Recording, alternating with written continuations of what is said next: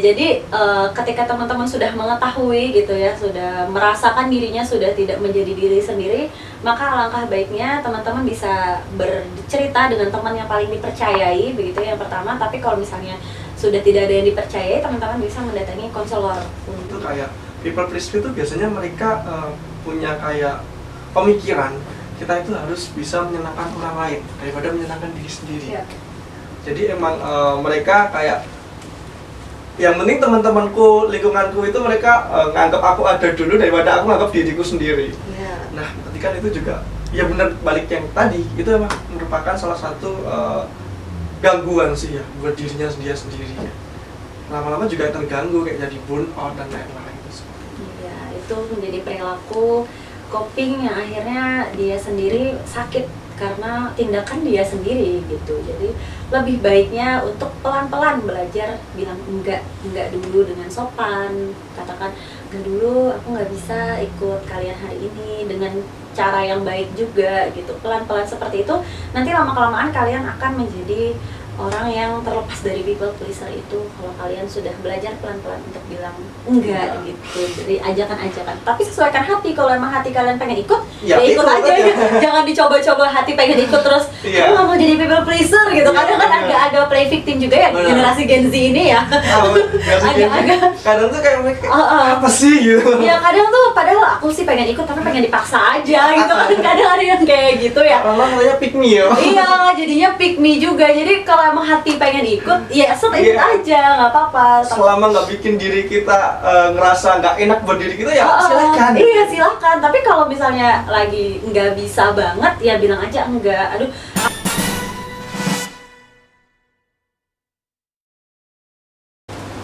Oke, sebelumnya selamat datang di podcastnya mahasiswa BKUPY yang kita sebut Geekon Talks. Bener kan ya Geekon Talks? Siapa yang bikin nama? Namanya agak susah. Geekon Talks ya. Itu seperti namanya podcast kita yang baru. Kebetulan ini podcast perdana kita yang hari ini bakal membahas sesuatu hal yang harapannya sangat bermanfaat untuk mahasiswa BKUPY ataupun mahasiswa UPY ataupun kalau bisa ya keseluruhan lah orang-orang itu bisa bermanfaat dengan podcast pada hari ini. Nah, hari ini kita bakal membahas tentang keresahan mahasiswa Gen Z. Siapa yang di sini sebagai mahasiswa Gen Z? Saya. Nah, semua kita juga Gen Z ternyata teman-teman. Saya juga Gen Z kok, masih Gen Z ini. Gen Z, Z ya teman-teman, bukan Gen Z. Siapa yang Gen Z tadi? Itu ada. Nah, di sini kita bakal membahas tentang trauma dan jadi people pleaser. Kenapa kita susah berkata enggak? Nah, itu pasti banyak dialami mahasiswa-mahasiswa saat ini, teman-teman Gen Z saat ini, bahkan yang bukan mahasiswa pun kebanyakan mereka juga mengalami hal ini. Kenapa saya bilang kayak gini? Di sosial media kita itu banyak sekali orang-orang yang curhat kayak gitu, tapi mereka bingung gimana cara mengatasinya. Nah, semoga di podcast hari ini juga sedikit menjawab pertanyaan-pertanyaan teman-teman di sosial media tentang kenapa kita susah ngomong enggak, padahal tinggal ngomong mau enggak, tidak, kenapa susah ya? Seperti itu. Baik, itu yang bakal kita bahas hari ini. Lalu sebelumnya perkenalan dulu nggak sih? Masa saya udah dandan ganteng-ganteng di depan sini nggak perkenalan dulu? Ini kita juga harus panjat dulu. Ini namanya di sosial media kita namanya pansos dulu ya Bu. Jadi orang-orang juga mana kita. Oke, perkenalkan nama saya Akhil Karhamadi yang bakal menjadi host pada episode kali ini. Kita bakal berbincang-bincang dengan narasumber kita yang kebetulan narasumber ini beliau dosen di Prodi BKUPY bernama Ibu Nur Hidayah yang sering dipanggil Bu Titin. Selamat datang Ibu. Ini yang saya panggilnya Ibu atau gimana? Kakak. Ya lebih akrab gitu ya? Iya, enggak dong, saya panggil Ibu. Karena kan beliau dosen. Nah ini Bu, mungkin sebelum membahas tentang pembahasan inti, ini juga biar podcast kita agak panjang ya Bu. Saya ingin tahu sih, kenapa namanya Ibu Nur Hidayah tetapi dipanggilnya Ibu Titin? Oh ya, padahal di nama Nur Hidayah nggak ada titin-titinnya ya? Nah, nggak ada. Iya. Nggak ada huruf T sama sekali, itu nggak ada. Nggak ada T-nya, dibikin Nur Hidayah Titin atau Titin Nur Hidayah gitu ya? Padahal nggak ada. Bener, ini saya jadi tanya kemarin waktu tahu namanya kok beda. Kok beda dengan yang saya kenal gitu ya? Makanya. Oke, jadi itu adalah sebuah nama lama saya. Dulu nama saya tuh Titin Nur Hasanah. Nah, dari saya dilahirkan gitu ya, dari saya dilahirkan hingga umur saya 5 tahun, jadi ijazah TK saya itu masih Titin Nurhasanah dulu. Nah, sehingga teman-teman komplek dulu itu manggilnya masih Titin, karena masih lengket. Kalau Nur Hidayah itu bingung mau dipanggil apa. Iya. Kah, Dayah kah gitu kan ya. Meskipun di rumah sudah mulai memanggil saya dengan nama Nur atau Dayah gitu di rumah. Tapi teman-teman tetap manggilnya Titin. Akhirnya saya juga nyaman untuk memperkenalkan diri dengan Titin. Ya akhirnya dipanggilnya Titin. Tapi ini disclaimer ya, bahwa awal-awal saya masuk sini, saya tuh sudah membawa nama Nur Hidayah itu. Dalam artian saya memperkenalkan diri, perkenalkan nama saya Nur Hidayah gitu ya. Dipanggilnya siapa? Boleh Nur aja Bapak Ibu. Ternyata gitu ya, ada Bu Nur juga di UPY dan beliau merupakan senior kita. Betul. Jadi akhirnya selain Nur Hidayah apalagi namanya? Ya Titin. Akhirnya semuanya sepakat Titin aja dipanggilnya. Jadi dipanggilnya Titin gitu. Kayaknya juga jadi listening, gak mau diinget juga. Iya, gak mau diinget Tintin gitu ya. Tintin gitu. Iya, akhirnya jadinya Titin. Dan saya juga nyaman sih dipanggil itu. Lebih sensitif telinga saya kalau dipanggil Titin gitu. Dan emang nama asli juga ya Bu sebenarnya? Iya, nama asli saya yang bisa diubah-ubah. Saya tuh mikirnya kemarin, apakah beliau ini buronan? Terus untuk identitas. Bang, ini perlu diklarifikasi dulu. Okay. Karena kan ini bakal ditonton banyak orang. Berarti pada bingung kan? Ini narasumbernya kok namanya beda, apakah beliau buronan ya? Kan nggak mungkin. Makanya kita klarifikasi sekaligus ngobrol biar lebih kenal juga. Seperti itu teman-teman, dan kebetulan beliau yang seperti saya bilang tadi, beliau itu Gen Z. Kelahiran berapa Ibu? 2000, nggak pakai kembalian pas. Parkir Bu? Parkir motor. Parkir motor 2000? Oke. Tuh. 2000 berarti tetap masih Gen Z kan ya Bu hitungannya? Masih Gen Z. Nah makanya kebetulan pas banget. Kebetulan beliau juga dosen yang masih muda. Masih. Iya masih muda, dan Masih, 2000 itu ya. masih muda, makanya kan kalau dibandingkan dosen-dosen kita yang lain, bedanya jauh ya. Ya. Makanya kebetulan pas dengan pembahasan kita tentang mahasiswa Gen Z, dan Ibu sendiri juga pernah menjadi mahasiswa atau tiba-tiba jadi dosen. Nggak mungkin Bu. Sebelumnya jadi mahasiswa, makanya pas banget dengan diskusi kita pada hari ini tentang mahasiswa Gen Z yang sangat resah dengan menjadi dirinya tentang people pleaser atau sulit berkata enggak. Pas banget, mungkin nanti Ibu juga banyak pengalaman di situ atau bagaimana, nanti kita diskusikan bareng-bareng. Oke? Oke. Lanjut ya Bu ya, kita langsung mulai aja. Boleh. Boleh? Oke Ibu. Yang ingin saya tanyakan Ibu, nah mahasiswa itu kan banyak susah ngomong enggak. Kalau saya sendiri contohnya, ini jadi curhat dikit ini Bu. Nggak apa-apa. Kalau Pak Derajat WA, kill dalam Pak, itu langsung. Itu contoh aja sih. Terus kalau teman minta tolong, kill ini. Kalau nggak kill, ayo ngopi. Tiba-tiba saya sulit untuk ngomong enggak. Nah itu kan bisa dikatakan kalau orang-orang sekarang itu people pleaser. Oke. Iya kan. Nah sebenarnya kalau kita tarik ke belakang, mahasiswa Gen Z atau remaja Gen Z itu mereka sebenarnya sadar tentang yang namanya kesehatan mental. Mereka sebenarnya aware dengan itu, mereka udah tahu tentang itu, tapi kadang mereka bingung untuk mengatasinya. Salah satunya tentang people pleaser tadi. Makanya kebetulan kan Ibu juga dosen BK, makanya yang ingin saya tanyakan, people pleaser itu di pandangan bimbingan konseling itu atau pandangan Ibu sendiri itu seperti apa sih Bu? Oke. People pleaser itu kan adalah seseorang yang sulit untuk mengatakan tidak gitu ya, untuk ajakan dari orang lain gitu, dan ketika menolak itu dia merasa kalau dirinya ini salah gitu ya. Ketika dia menolak itu dia merasa salah. Nah saya mau tanya juga ke Mas Akil, ketika Mas Akil menolak teman itu, apakah Mas Akil merasa biasa-biasa aja atau merasa bersalah, tiba-tiba overthinking ketika menolak? Kalau saya sendiri nggak bersalah sih, karena ya kayak udah biasa. Berarti Mas Akil sudah keluar dari people pleaser itu ya? Kalau awal-awal dulu emang iya Bu, jadi sempat di fase itu juga kayak waktu diajak temen buat main, diajak temen buat keluar, itu kalau ngomong enggak itu kayak, duh aku jahat gak ya? Pas aku ngajak mereka, mereka mau, terus pas aku ngajak mereka ngajak aku nggak mau. Nah, saya pernah di fase itu ngerasain kayak, oh kok nggak enak juga di fase itu. Makanya entah emang sudah jalannya waktu atau sesuai dengan perkembangan saya juga kayak sekarang kayak udah biasa aja gitu. Tapi kayaknya pengalaman yang saya alami waktu itu masih dialami teman-teman sekarang Saat ini. Iya. Memang ya, seiring perkembangannya zaman ini, Gen Z ini banyak apa ya, banyak kegiatan ya. Benar, banyak Gitu ya. kegiatan. Ngopi bareng, running bareng gitu ya. Betul. Terus apalagi kegiatan-kegiatan Gen Z yang mungkin banyak terupload di sosial media gitu ya. Mabar, main game online. Mabar, main game online gitu ya. Yang paling sering itu ngopi bareng. Benar. Gitu. Oke, sebenarnya kita nggak apa-apa untuk berkumpul bareng teman-teman, itu kan juga membangun jaringan sosial gitu Betul. ya. Tapi kalau dilakukan terlalu sering gitu ya, itu akan berdampak kurang baik untuk diri kita sendiri. Apalagi gitu ya, ketika kita sedang punya kesibukan lain, tapi teman-teman kita mengajak kita untuk ikut berkumpul bersama-sama, hanya berkumpul tanpa mengerjakan kegiatan apapun, itu kan akan menjadi apa ya namanya?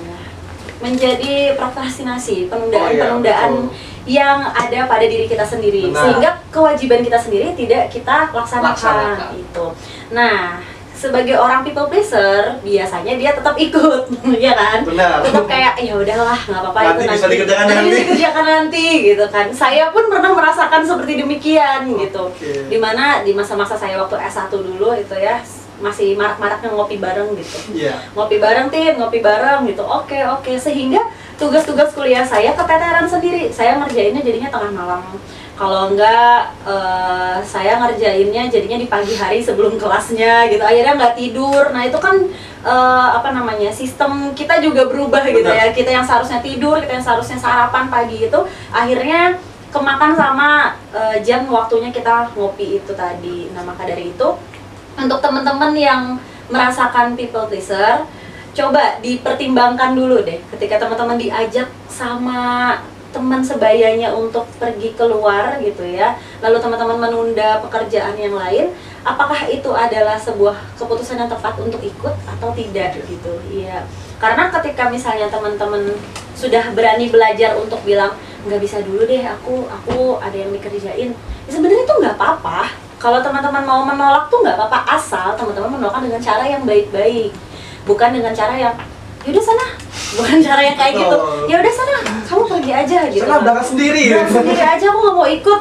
Jadi kan orang yang ngajak juga bingung kayak, kenapa dia tiba-tiba begini gitu kan? Padahal kita cuma ngajak baik-baik. Tapi kalau misalnya kita coba untuk menolak dengan cara yang baik-baik, maaf ya aku nggak bisa hari ini, aku lagi ada tugas kuliah yang harus diselesaikan, deadline ini. Saya yakin teman-teman juga bakal mengerti. Nah, kalau misalnya kedapatan teman yang tidak mengerti, itu nanti aja dikerjain apa? Kalian harus merasakan kalau itu adalah sebuah lingkungan yang toksik gitu ya. Benar. Sudah mulai merasakan hawa-hawa toksik dari lingkungan itu gitu ya. Jadi sudah mulai melipir aja dari lingkungan yang agak tidak support menyingkir ya. melipir dikit-dikit dari lingkungan yang seperti itu gitu. Karena kita harus berusaha untuk melindungi diri kita sendiri dari si people pleaser ini, dari si kata people pleaser ini, agar kita tidak menjadi people pleaser begitu. Nah, kalau sebenarnya ya, kalau kita lihat itu tuh perkembangan tentang orang menjadi people pleaser itu saat fase mereka dari remaja dari anak-anak menjadi remaja. Kebanyakan kalau dari SMP itu mereka masih gampang untuk ngomong enggak ke teman. Tapi kalau udah mulai SMA, SMK, mereka kan pergaulannya teman-temannya lebih banyak. Itu dari situ kebanyakan mereka susah ngomong enggak. Kebanyakan di situ. Nah, apakah emang itu sebuah gangguan atau sebenarnya sifat aja sih? Oke, jadi people pleaser ini adalah sebuah perilaku yang dimana mengcoping gitu ya. Dia mengcoping perilakunya itu sehingga dia menjadi orang yang people pleaser.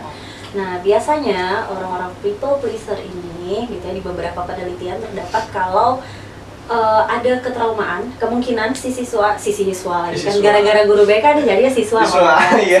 si anak ini, si orang ini gitu ya, dia punya ketraumaan, dia merasa kalau misalnya nih di masa lalu di rumah itu waktu dia kecil orang tuanya berantem, misalnya dia meminta sesuatu.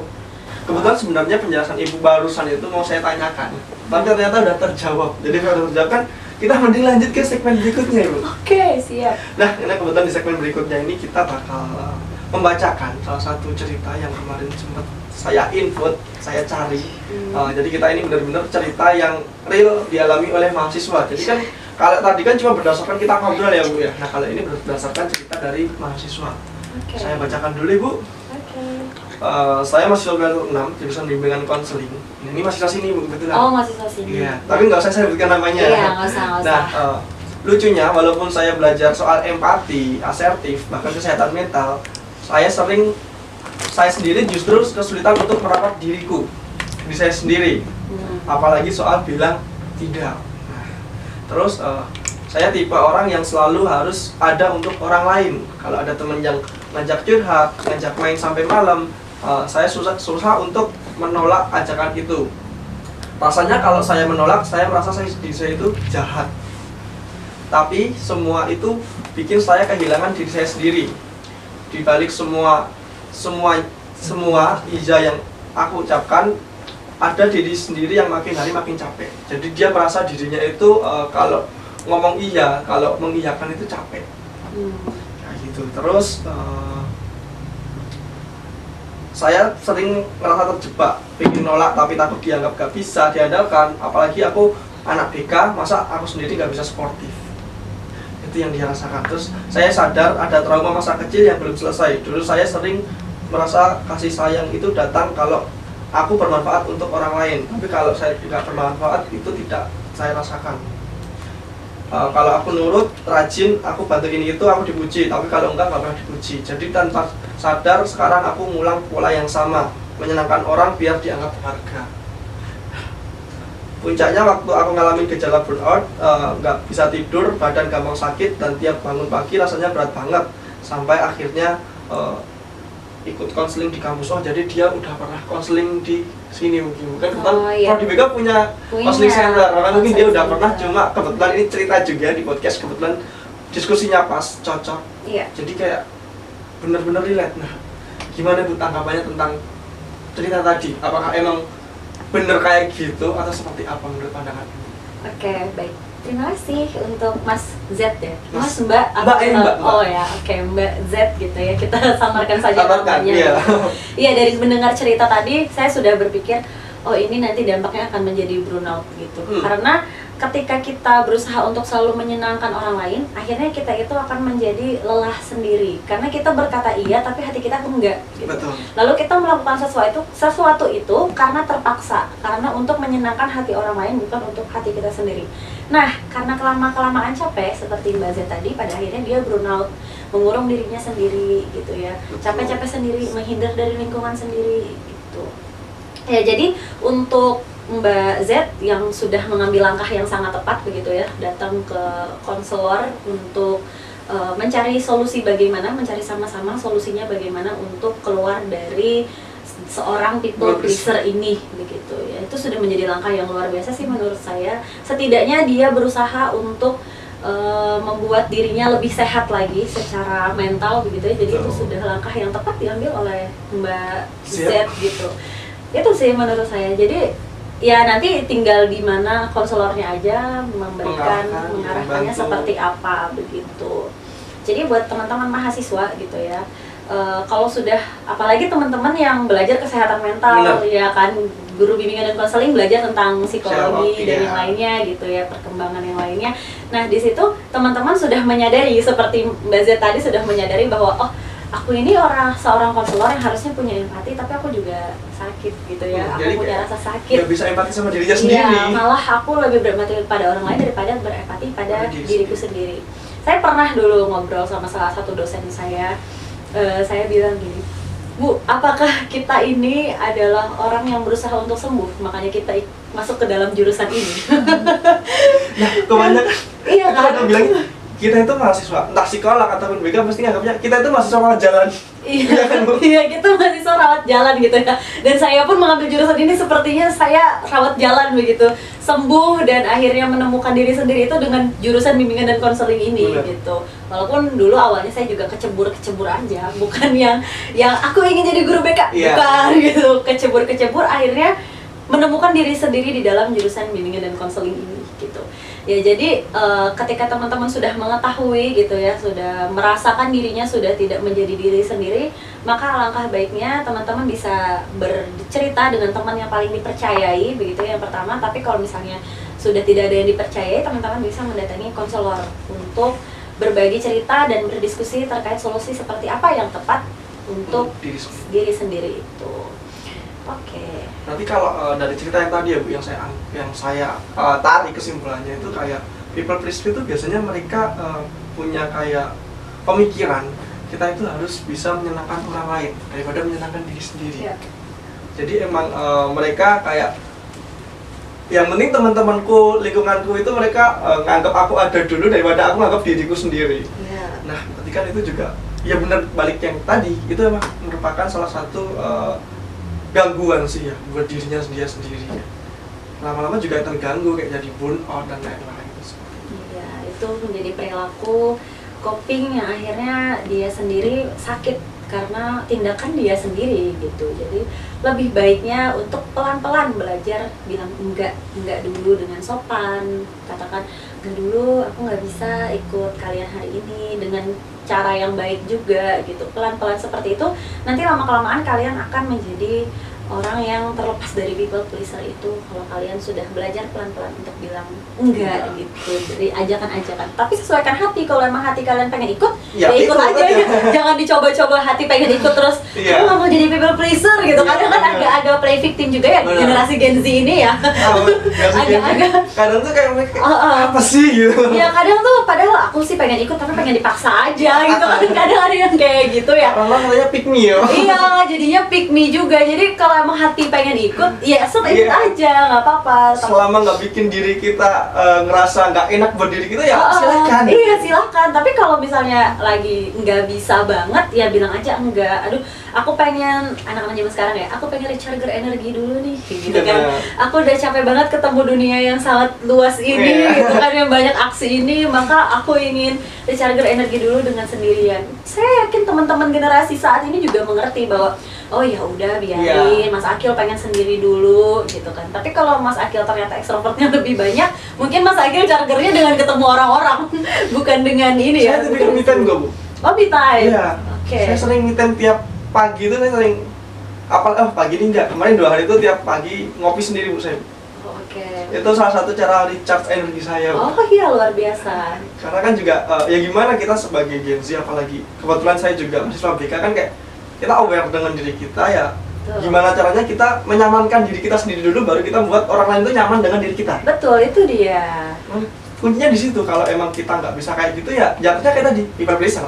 Iya, pokoknya jangan sampai kita terjebak menjadi people pleaser begitu ya. Meskipun mungkin saya atau Mas Akil pernah menjadi orang people pleaser itu gitu. Rasanya tidak enak sekali. Nggak nyaman. Nggak nyaman, nggak nyaman, terus rasanya berat gitu ya. Ketika ikut mengatakan iya, tapi rasanya tuh berat, tidak punya energi akan itu, sehingga apa yang didapat itu tidak maksimal. Misalnya ikut karena kita terpaksa ya udah aku ikut gitu di tongkrongan itu, akhirnya kitanya juga nggak banyak ngobrol, bikin hawanya tidak enak gitu kan, akhirnya tidak maksimal. Jadi lebih baiknya kita bilang enggak kalau kita sedang tidak bisa gitu. Di sisi lain buat diri kita nggak nyaman, tapi di sisi lain juga di tongkrongan itu kayak teman-temannya pasti sadar, anak ini baru nggak mood nih, pasti malah jadi membawa suasana energi negatif ke situ biasanya kan. Betul sekali. Jadi kalau emang sebenarnya hati kita ngomong enggak, ya coba dipikirkan dulu, kayak bener nggak sih apa yang diomongin hati kita itu? Betul, apalagi teman-teman bimbingan dan konseling ya. Apalagi teman-teman BK itu pasti mereka sudah aware dengan itu, sudah sadar dengan itu, tinggal gimana eksekusinya sih sebenarnya. Iya, gimana eksekusinya, tapi mengeksekusi itu pun juga sebuah proses pembelajaran ya, step by step. Jadi nggak bisa juga teman-teman langsung satu kali langsung bisa gitu ya keluar dari apa namanya lingkaran itu ya. Jadi ya belajar terus untuk mundur pada akhirnya teman-teman bisa keluar dari people pleaser itu dan teman-teman bisa mencintai diri sendiri, menyayangi diri sendiri. Nah, berarti kan kalau dari yang sekitar tadi kan dia udah burn out dan sampai kayak gitu kan, berarti emang itu udah jangka panjangnya, efek jangka panjangnya, Bu, bisa dikatakan. Betul, itu adalah salah satu efeknya dari people pleaser itu. Jangan dikira kita nggak punya dampak kalau kita menjadi orang people pleaser itu.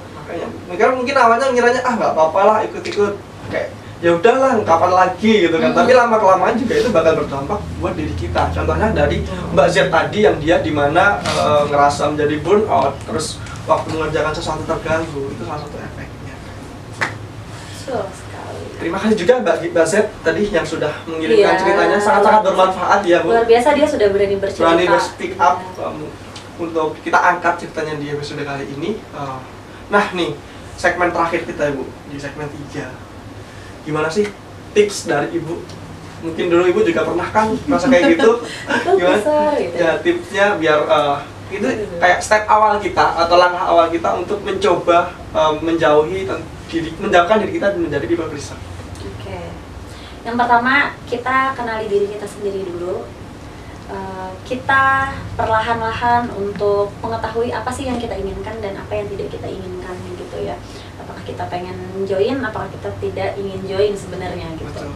Nah, terus yang kedua, kita berusaha untuk pelan-pelan belajar menolak ajakan apabila memang kita tidak ingin ikut gitu ya. Tapi menolaknya pun juga dengan cara yang baik, dengan cara yang sopan begitu ya, agar teman-temannya juga memahami itu gitu. Jadi pelan-pelan belajar, nggak bisa dulu, makasih sudah mengajak aku tapi aku nggak bisa gitu ya. Biasanya begitu kan ya, terima kasih ya udah ngajak aku gitu kan, tapi aku nggak bisa gitu. Nggak apa-apa, pelan-pelan, nanti teman-teman akan merasakan dampak dari menolak pelan-pelan dari ajakan itu gitu ya. Terus yang ketiga mungkin ya, cari kesibukan diri sendiri gitu ya. Jadi teman-teman punya ruang untuk mengenal diri sendiri ya, punya ruang mungkin kayak Mas Akwil tadi ya, ngopi sendiri pagi. Ya, ngopi pagi sendiri meskipun di tempat coffee shop itu banyak orang tapi dia tidak ada yang dia kenal, dia hanya sendiri rasanya di situ tapi mengenal diri sendiri. Mungkin teman-teman yang lain punya cara yang lain untuk mengenal diri sendiri begitu ya, pelan-pelan. Nah, dari 3 tips itu menurut saya sudah bisa pelan-pelan kita keluar. Oke, itu tadi ya Bu untuk tipsnya. Nah, ini tadi kan yang Bang Z tadi kan dia cerita kalau dia itu datang ke konselor. Sedangkan mahasiswa-mahasiswa sekarang itu kadang mereka tahu di kampusnya itu ada counseling center, tapi mereka takut untuk datang ke situ. Nah, itu gimana Bu? Apakah sebenarnya counseling center itu tempat membantu kita, atau kadang orang mikirnya kayak ngapain di situ, nanti malah kadang digini-giniin gitu begitu. Gimana? Oke, untuk teman-teman mahasiswa atau teman-teman yang sedang merasakan apa ya, tidak baik-baik saja begitu ya, datang ke konselor, datang ke terapis begitu ya, datang ke profesional itu bukan berarti tanda kamu adalah orang yang lemah, bukan. Tapi adalah kamu adalah orang yang ingin menyehatkan dirimu sendiri secara mental gitu. Jadi yang perlu ditanamkan dalam kepala kita adalah ketika kita datang ke terapis, datang ke konselor atau psikolog gitu ya, kita adalah orang yang ingin berbenah diri gitu ya.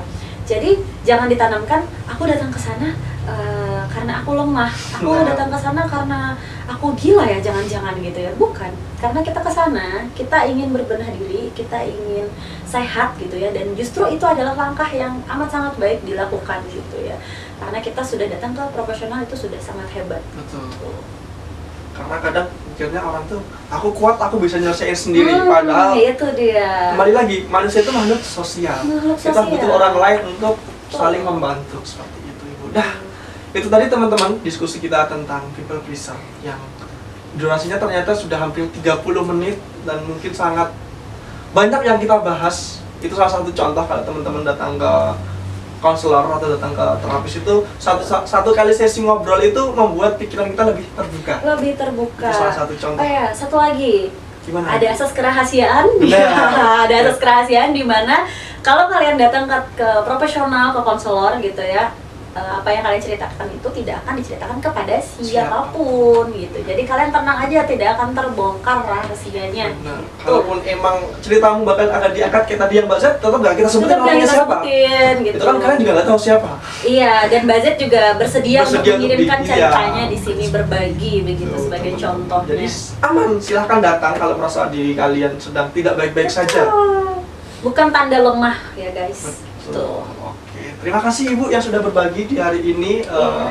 Buat teman-teman penonton kita, nggak semua permintaan harus kita iyain, nggak semua luka harus kita pendam sendiri, dan kamu berhak untuk bilang enggak demi kesehatan mental kamu. Terus ada satu quotes nih yang saya buat, bukan kamu yang terlalu sensitif, tetapi kadang dunia yang kurang sensitif kepada dirimu. Oke, lalu kalau kamu butuh tempat cerita, jangan ragu datang ke counseling center ataupun terapis yang ada, atau kalau emang udah merasa sangat-sangat berat, bisa langsung ke psikolog, itu nggak apa-apa teman-teman. Bukan berarti kalian ke psikolog itu punya gangguan jiwa kok. Silahkan. Sampai jumpa di episode selanjutnya di Gikon, apa tadi namanya jadi lupa? Gikon Talks. Podcastnya mahasiswa Prodi BK UPY. Sekian, terima kasih.